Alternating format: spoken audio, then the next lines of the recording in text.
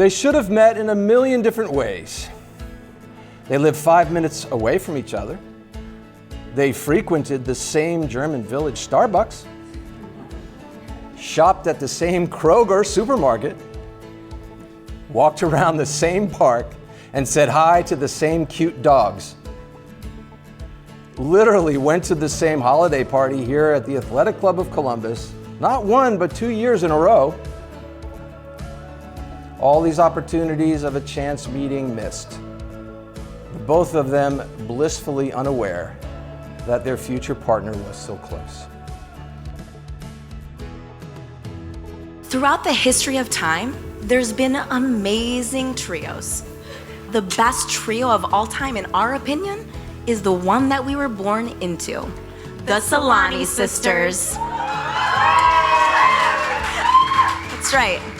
But you know, not only do I have the honor of being a Solani sister, I get to be this one's identical twin.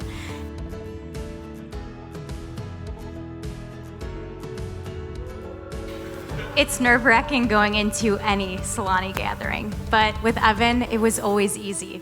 It was like we've known you our whole lives. And there's a saying in Arabic, Arib al-Alib, which means close to the heart. And you always were that for us, Evan.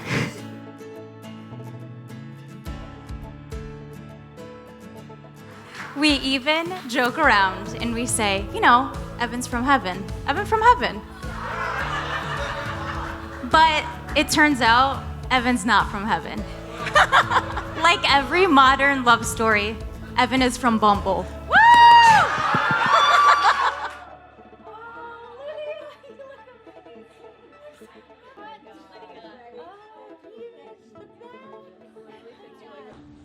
Hi, Dad. Hello. You look handsome. Thank you. Look You at look you. gorgeous. Love you, Dad. I love you too. But as mentioned earlier, thanks to 21st century technology, a few swipes right on a dating app led Evan and Lydia down a path that has brought them here today. To say fate has a funny way of playing games with us is an understatement. Lydia entered the restaurant and Evan stood from his seat, flashing his warm signature smile. They laughed a lot, sipped on some cocktails, swapped watches, and joked about a Tokyo 2020 trip if this works out. But when Evan and I chatted shortly after his and Lydia's first date, I knew then and there that Lydia was different. There was an underlying tone of excitement in Evan's voice that didn't exist when he spoke of past dates. I could sense his heart flutter as he described Lydia as this beautiful, compassionate woman with this incredible smile. As date after date passed, this modern-day love story intensified. And I can say now, without any doubt, that Evan has found his perfect match.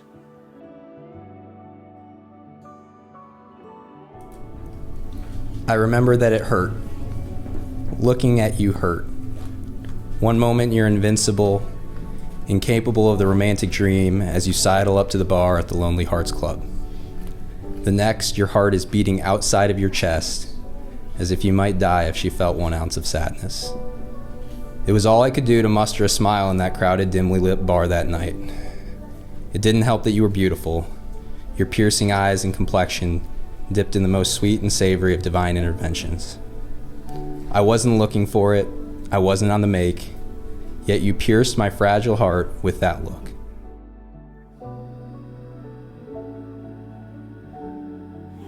And it doesn't hurt that he's the only gentleman I've ever met that actually rivals Lydia's fashion sense. If you think that it's an accident that everything in every single place setting looks impeccable, it is not, because Lydia and Evan are an exacting match.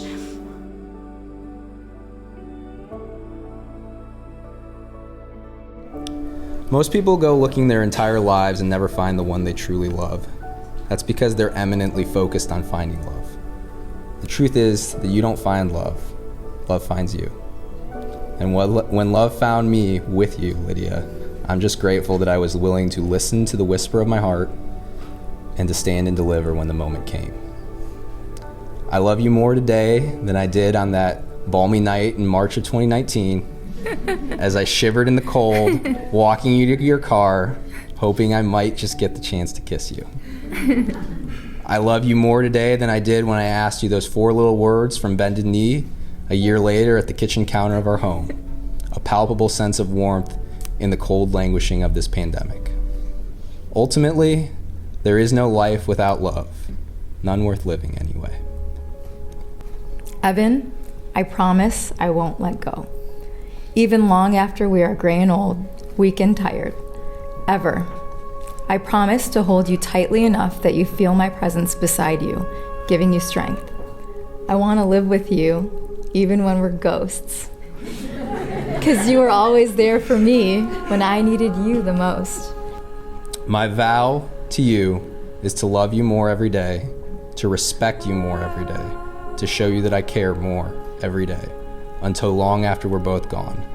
Because till death do us part is for quitters. And when that train comes into the station, the one called When All Is Said and Done, we'll just show our ticket to the conductor for another round trip together.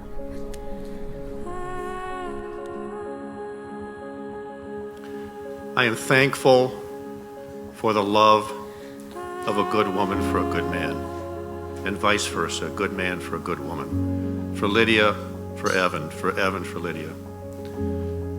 I am thankful for the love in this room. Indeed, it's a good evening. Family, relatives, and friends, on behalf of Lydia, my wife Jeanette, Laura, and Lisa, we welcome you and thank each and every one of you for joining to celebrate the most beautiful day of love, commitment. Life is full of ups and downs, but when you love and respect each other, you will make it. On this very beautiful day of celebration and joy, it is my honor and privilege to now pronounce you husband and wife. You may kiss the bride.